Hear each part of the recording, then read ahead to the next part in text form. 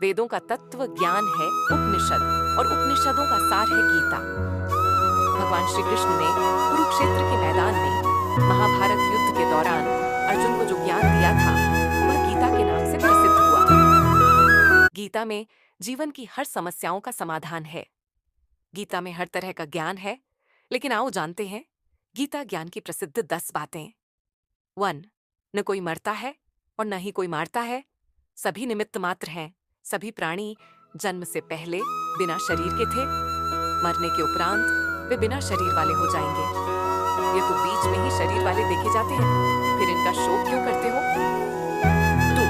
आत्मा को न शस्त्र काट सकते हैं, न आग उसे जला सकती है, न पानी उसे भिगो सकता है, न हवा उसे सुखा सकती है। 3. हे अर्जुन, तू न शोक करने योग्य मनुष्यों के लिए शोक करता है और पंडितों के से वचनों को कहता है, परंतु जिनके प्राण चले गए हैं उनके लिए और जिनके प्राण नहीं गए हैं उनके लिए भी पंडित जन शोक नहीं करते। एक ना एक दिन सभी मारे जाएंगे। कोई आज मर रहा है तो कोई कल मरेगा। ये मृत्यु लोक है और मृत्यु ही सबसे बड़ा रोग है। मृत्यु को छोड़कर अमृत के बारे में सोचो। 4 कर्म पर ही तुम्हारा अधिकार है, लेकिन कर्म के फलों में कभी नहीं। इसीलिए कर्म को फल के लिए मत करो और न ही काम करने में तुम्हारी आसक्ति हो। जिसका मन अपने वश में है, जो जितेंद्रिय एवं विशुद्ध अंतःकरण वाला है और संपूर्ण प्राणियों का आत्मरूप परमात्मा ही जिसका आत्मा है, ऐसा कर्मयोगी कर्म करता हुआ भी लिप्त नहीं होता। कर्मों में कुशलता को ही योग कहते हैं। 5. क्रोध से मनुष्य की मति मारी जाती है, यानी मूढ़ हो जाती है, जिससे स्मृति भ्रमित हो जाती है।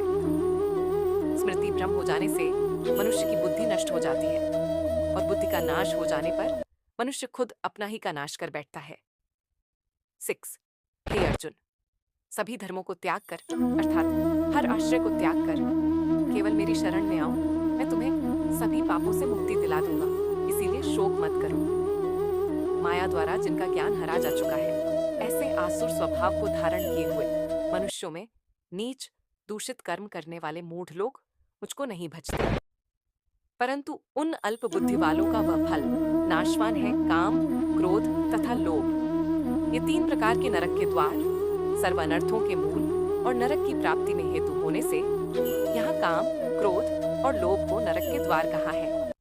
आत्मा का नाश करने वाले अर्थात उसको अधोगति में ले जाने वाले हैं। अतएव इन तीनों को त्याग देना चाहिए। 1. श्री भगवान बोले, मैं लोगों का नाश करने वाला बढ़ा हुआ महाकाल हूँ। इस समय इन लोगों को नष्ट करने के लिए प्रवृत्त हुआ हूँ।